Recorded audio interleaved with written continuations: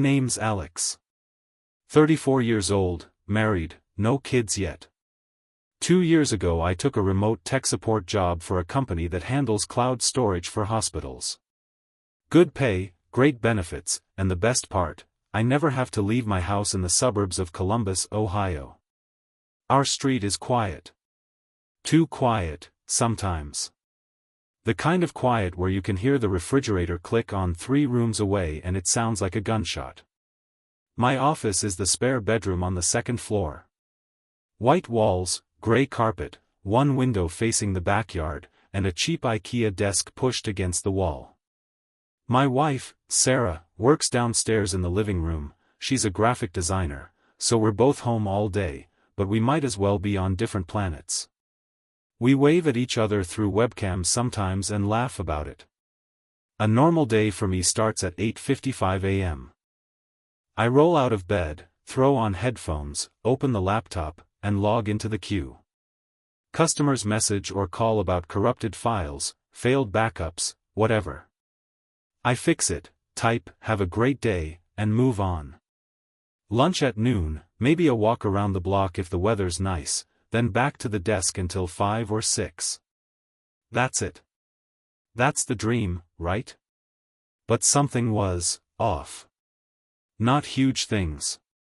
Little things that stack up until you can't ignore them anymore. Like the silence in the house.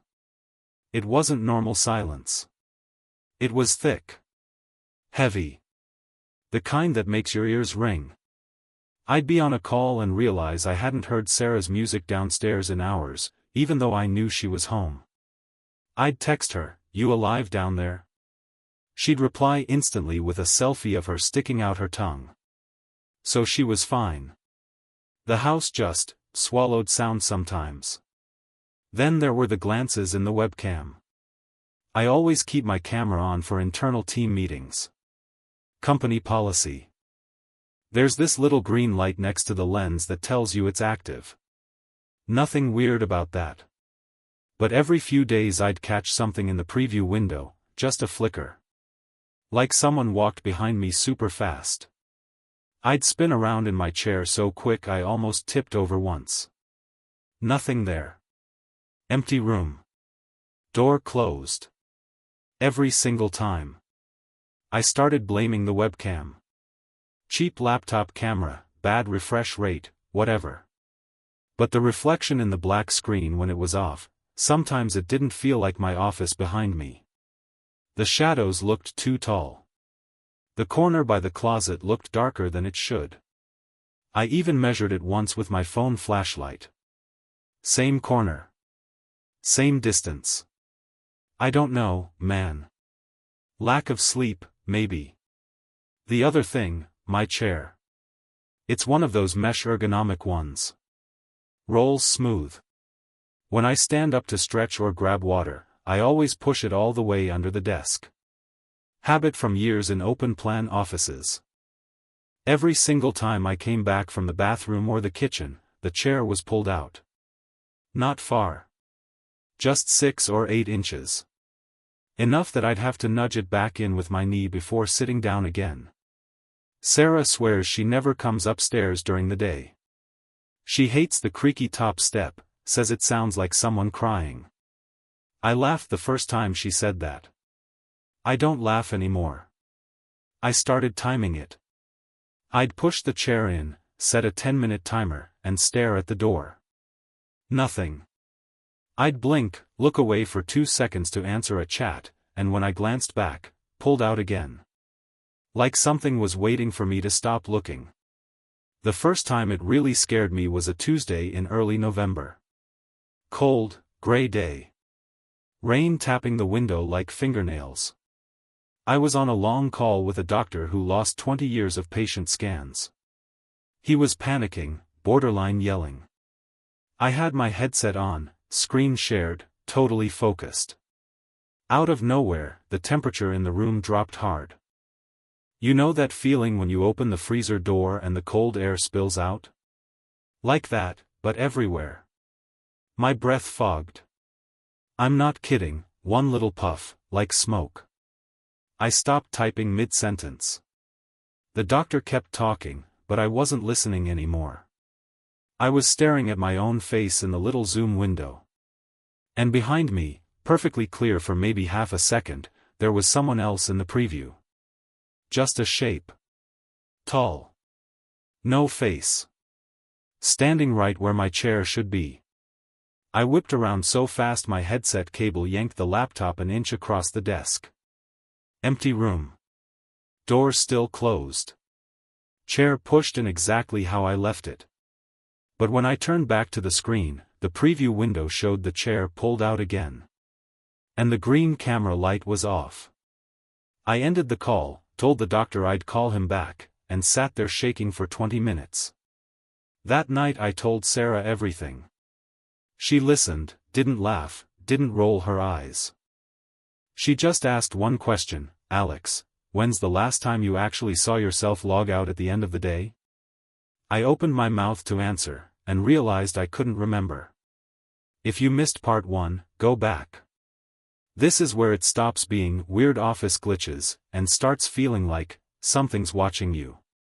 Paying attention. Learning your patterns. That Tuesday after the webcam glitch? I didn't sleep. Sarah made me promise I'd check the laptop logs in the morning. "It's probably a software bug," she said, hugging me tight before bed. "Or that ghost in the machine everyone's always joking about." She kissed my forehead like I was a kid scared of the dark. I wanted to believe her. Wednesday morning, I logged in at 8:57, 2 minutes late, heart pounding. First thing, I opened the camera settings. Green light on. Preview window, just me, looking like crap, shadows normal. I exhaled. Okay. Bug. Fixed itself. But then the staring started. It was subtle at first. During my 10 a.m. team huddle, I kept my eyes on the shared screen, some update on server migrations. Casual chit-chat in the side channel. But out of the corner of my eye, in my own preview thumbnail, I swore the background shifted. Like the closet door cracked open an inch. I minimized the window, rubbed my eyes, maximized it. Door closed. No one else on the call said a word about anything off. "Great work last week, Alex," my boss typed. I forced a thumbs up emoji. By noon, it wasn't just the preview. I felt it on my neck. That prickle, like breath too close. I spun around 3 times in 10 minutes. Empty. Sarah texted from downstairs, "Lunch?" I made sandwiches. I replied, "Yes please," and bolted for the stairs, chair shoved in hard behind me. We ate on the couch. I told her about the door in the preview. She nodded, chewing slowly. Maybe it's the angle. Laptops distort stuff. But her eyes flicked to the window, like she heard something outside. I didn't push it. Didn't want to sound crazy. Afternoon calls were hell. Every customer sounded off. One nurse from a clinic in Dayton kept pausing mid-sentence, like she was listening to me breathe. "Are you still there, Alex?" she'd whisper, even when I was talking. I'd say yes, fix her access issue, log off. But twice, the chat window glitched, my typing cursor jumped to the end, and new words appeared, "I see you too." I'd delete them fast, blame lag. Heart racing. Then the messages. Around 3 p.m., a private Slack ping from an internal account I didn't recognize. Username, guest_support_47. No profile pic. Message, busy day? Need a hand with that backlog? I froze. My queue was public, anyone could see it, but this felt personal. I typed back, "Who is this?" No reply. Then, "Just helping out. Like last Tuesday." Last Tuesday, the doctor call. The cold. The shape. I screenshotted it, reported it to IT as a hack. They replied in 5 minutes, "Account doesn't exist. Possible spoof." Change your password. I did. Twice. But when I refreshed Slack, the thread was gone. Like it never happened.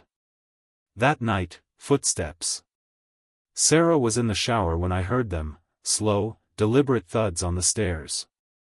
Creak, pause. Creak, pause. Like someone testing each step. I was at the kitchen table, laptop closed, pretending to read emails on my phone. Sarah? I called up. Water running. No answer. The steps stopped at the landing. I grabbed a knife from the block, dumb, I know, and crept to the base of the stairs. Looked up. Nothing. Hallway light on, bathroom door cracked with steam curling out. But my office door at the top? Wide open. I'd closed it that morning. Swear on my life. Sarah. I yelled. She poked her head out, towel-wrapped. What? You okay? I pointed. She saw it too, the door. Wind, she said, but her voice wobbled. We checked the whole house together. Windows locked. Back door bolted. No one. Thursday, it escalated. I called in, under the weather. Sarah believed me, said I looked pale, like I'd seen a ghost. She worked late that day, headphones on, oblivious. I paced the house, checking every corner. By evening, I couldn't take it. Drove to my buddy Mike's place, he's in IT too, lives 20 minutes away. Spilled everything over beers on his porch. The chair. The preview. The messages. Footsteps. He laughed at first. Dude, remote work brain rot. You're isolated. Get out more. Then he got quiet, pulled up my company's Slack on his phone. Guest_support_47, yeah, that's not standard. Could be a bot. But when he searched it, nothing. Weird. Let me poke around tomorrow. I thanked him, drove home feeling lighter. Almost normal. Until the call. It came at 11:47 p.m., house dark except the porch light. Unknown number. I almost didn't answer, Sarah was asleep upstairs, but curiosity won. Hello? Breathing. Heavy, wet. Then a voice, low and garbled, like through a bad filter. Alex. 1427 Elmwood Drive. Nice setup you got. The desk faces east, right? Windows got a smudge on the lower pane. My blood went ice. That's our address. Exact. And the smudge, I'd noticed it that morning, coffee splash I couldn't reach. Who the hell is this? I whispered, peeking through the blinds. Street empty. Leaves skittering in the wind. The voice chuckled, raspy, not human. The one who's been pulling your chair out. We match your routine now. 8:55 login. Black coffee, 2 sugars. That creaky step. We skip it. Click. Line dead. I woke Sarah, shaking. Showed her the call log. She stared, then grabbed her phone. We call the cops. But when she redialed, it went straight to voicemail, a generic, the number you have reached. No trace. We didn't sleep. By dawn, I noticed it, scratches on the front door. Fresh, 3 parallel lines, like claws or keys dragged slow. Right at eye level. And in the dirt under the window? A single footprint. Not mine. Not Sarah's. Too big.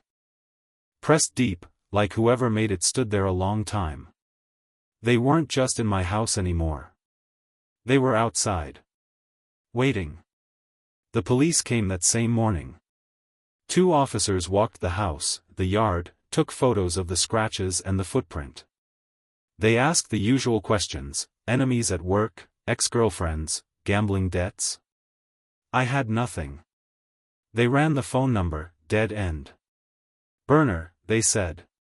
The footprint was a size 13 boot, common tread, no DNA. Case closed in 48 hours. Probably kids, the detective told Sarah while I stood there shaking. Or a prank that got out of hand. He handed me his card and left. I still have it in my wallet. I look at it every day like it might suddenly have new information. I quit the job the next week. Sent my boss a short email, family emergency, effective immediately. He called me right away, confused. Alex, your performance has been great. Whatever it is, we can work it out. I told him I was sick. He wished me well and said the door was open if I ever wanted to come back. I deleted the app, smashed the work laptop with a hammer in the driveway, and paid the penalty fee out of pocket. Sarah didn't stop me.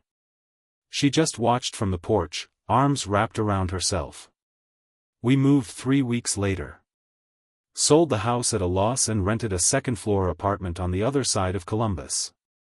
No yard, no spare bedroom, no creaky stairs. Just one big open space and windows that face a busy street. I told myself noise equals safety. People walking dogs at 2 a.m., delivery trucks, neighbors arguing, anything but silence. Sarah tried to help. Therapy twice a week, new locks, Ring cameras on every corner of the apartment, motion lights in the hallway. For a while it worked. I started freelancing again, small gigs, always on my personal MacBook, never the same platform twice. I made sure my webcam was covered with black tape unless I was on a call. I still push my chair all the way in when I stand up, then immediately pull it out again so nothing can sit there without me noticing. I check the apartment 3 times before bed, closets, under the bed, behind the shower curtain. Sarah pretends it's normal. She kisses me goodnight and whispers, "All clear, baby." I love her for that. But I'm not the same person. I flinch when Slack pings on my phone, even though I deleted the app. I can't walk past an empty office chair in a coffee shop without my stomach dropping. If someone says, "I see you," in a meeting, even as a joke, I mute myself and leave the call. I keep my location off on every app. I use a fake name for food delivery. Some nights I sit up until sunrise just listening, waiting for the breathing on the other end of a silent line. And then, 3 months ago, something new. I was in the kitchen making coffee at 6:12 a.m. Sarah still asleep. My phone buzzed on the counter, unknown number, local area code. I almost let it go to voicemail, but the preview on the lock screen showed the first line of the text, "Morning, Alex. Black coffee, 2 sugars, right?" I dropped the mug. It shattered everywhere. The message was gone by the time I unlocked the phone, like it deleted itself. No trace, no number saved. I called the carrier. They said no record of any incoming text at that time. I showed Sarah the pieces of the mug still on the floor, the exact time on the stove clock. She went pale, but she didn't cry. She just cleaned it up and said we'd change numbers again. Last week I found the smallest thing, but it broke me all over again. We were grocery shopping. I was pushing the cart, Sarah ahead picking cereal. I looked down for 1 second to grab almond milk, and when I looked up, there was a man at the end of the aisle. Tall. Hood up. Just standing there, perfectly still, staring straight at me. No face I could make out, just shadow under the hood. My legs locked. I couldn't breathe. Sarah turned around, saw my face, followed my gaze, and the aisle was empty. No one walking away, no footsteps, nothing. Just boxes of cereal and the hum of the freezers. I left the cart and waited in the car for 40 minutes while she finished shopping alone. I don't know if I'm crazy. I don't know if it followed us, or if it was never in the house at all, if it was always something that could reach me anywhere. But sometimes, when I'm on a freelance call and the little green light flickers on my covered webcam, I swear the black tape moves. Just a millimeter. Like something on the other side is trying to peel it off. So here's the question I fall asleep asking every single night. What if the thing that watched me from my home office never needed to be inside the house at all? What if it's not waiting outside anymore, because it's already wherever I am right now?